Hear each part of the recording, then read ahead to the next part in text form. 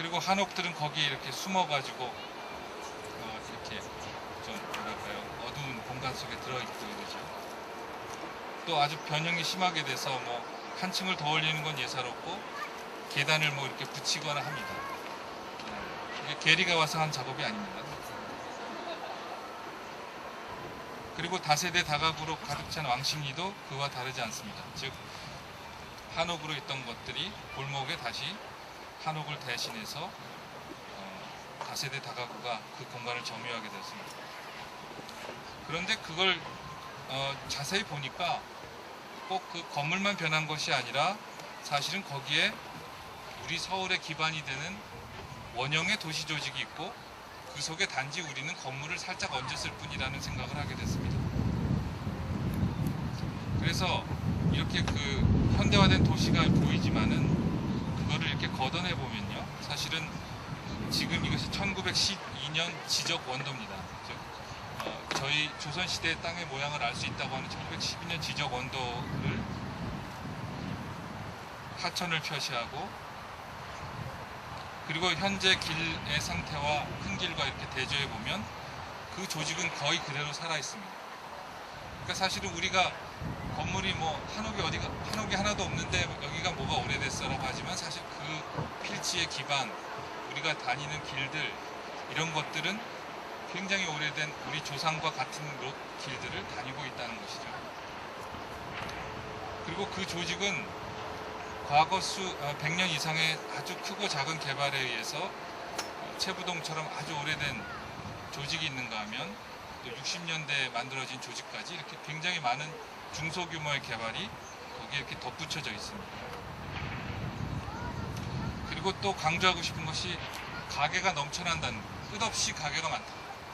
그러니까 종로 1가 정도는 좀 피하고 종로 2가부터 계속 그 동쪽으로 차를 타고 가다 보면 가게가 끊이는 걸 본 적이 없죠. 저희가 언제나 저희는 가게가 많습니다. 가득 찬 삶이 이렇게 도시에 있죠. 제가 외국을 별로 많이 안 가봐서 모르는데 이렇게 뭐랄까 네온 사인이 많고 하는 데는 몇 도시 안 될 것 같다는 생각이 들어요. 시장도 그렇습니다. 또 굉장히 오래된 재래시장이 천을 수출하고 파는 이제 원단 시장으로 바뀌기도 하고요. 또 간판들이 계속 바뀌어서 쓰지 않은 간판을 뭐 새로 갈 노력을 하지 않고 이제 계속 거기에 간판을 덧붙여서 여기 인사동 한복이라고 하는 집을 보면 옛날에 종로에 요정이 많았을 때 아가씨들의 유니폼으로 판매를 했던 것이죠. 그러다가 이제 지금 점점 건물이 낡아지니까 카센터가 되는 거죠. 그래서 그런 것들이 사실은 이렇게 시대의 변화와 함께 새로운 가게들이 계속 공간 속에 들어가게 된다. 그리고 동대문에 어느 지하 상가를 가면 이 사장님께서 천도 고치시고, 즉 공장이면서 즉 사무소도 되는 이런 공장과 사무실을 겸한 공간도 굉장히 많이 볼 수 있습니다. 또 조선시대부터 있었던 건물이지만 이제는 12가구가 한 집에 들어가서 사는 아주 오래된 한옥도 볼 수 있었습니다. 한옥이긴 하지만 그 안에 마당을 덮어서 봉제 공장으로 쓰고 있는 모습입니다. 오락기 전자오락 가게를 했다가 장사가 안 돼서 문방구로 바꾼 케이스입니다. 구멍가게로. 그러고 보면 사실 굉장히 많은 것들이 우리의 삶을 지지하는 가게들이 건물, 옛날부터 쌓여왔던 건물들에 계속 이렇게 들어가 있습니다. 즉 한옥 한 칸 한 칸에 옷가게나 문방구가 들어있다든가, 또 대학로 뒤편에는 이런 정육점, 분식점, 이런 것들은 우리가 흔히 보는 거죠. 그리고 굉장히 유명했던 김기석 소장님 작품이었는데 거기에 이렇게 완전히 그 가게들이 점령을 한 모습도 있습니다. 또한 여기 보면 노래방이 건물의 아이덴티티를 만들어갑니다.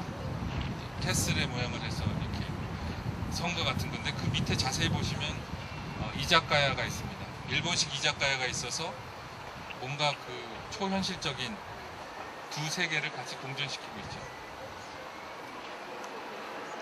그리고 가게 중에 자본력이 약한 껍데기가 없는 공간을 형성하는 것이고요. 이게 장사 종로 2가 있는 건물인데요. 그 중앙에 옛날엔 꾹뻑이란 커피숍이 있었는데 그것이 금방 바뀌어서 스무디킹이 됐습니다. 그러니까 가게라고 하는 어떤 존재는 굉장히 적극적으로 그 건축에 대하여 자기를 발현하려고 하죠.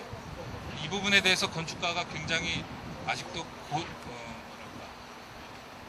적대적인 태도를 취하는 한 도시에 대한 가늠을 하기는 어려울 거라고 생각합니다. 여기 이제 장사기계공부 상가라는 게 있는데요.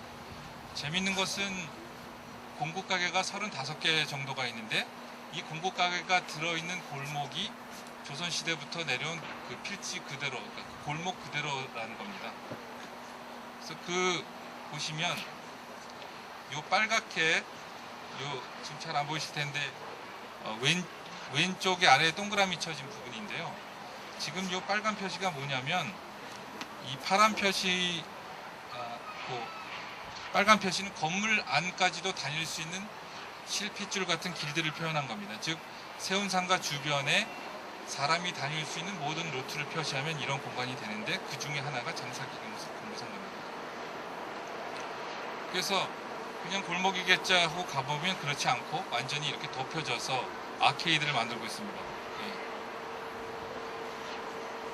그리고 그 아케이드의 그 길의 코스에 따라서 사실은 어떤 곳은 멀쩡한 가게가 되고 어떤 곳은 작업장이 됩니다. 굉장히 거친 작업장이 들어가서 그 안에서 작업을 할 수 있고 이렇게 말이죠. 그리고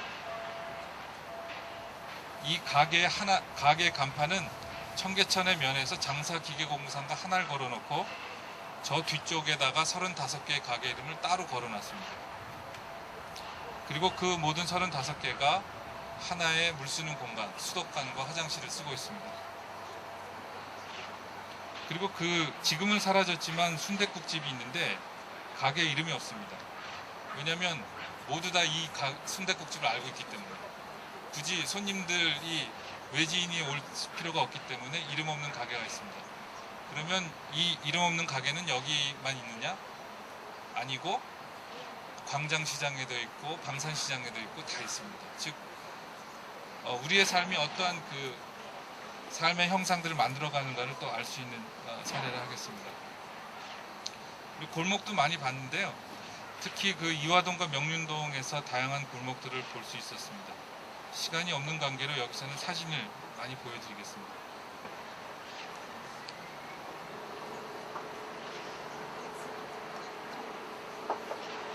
사실은 굉장히 매력적인 골목이 많고 오히려 어떤 때는 우리가 돈 내고 남의 골목을 보러 다니는 건 아닌가 이런 생각이 들 정도입니다. 즉 물론 여러 가지 재개발의 아이디어 또 뭐 순환형 개발이라든가 또 이 사람들을 흡수해서 지역에 대한 대안을 찾고자 하는 노력도 있지만 제 개인적으로는 왜 이 상태의 모습을 자꾸 부정하려 하느냐는 생각도 듭니다. 즉 북촌의 골목은 굉장히 가치 있다고 생각하면서 이화동이나 명륜동의 골목은 왜 한 등급 떨어진다고 생각하느냐.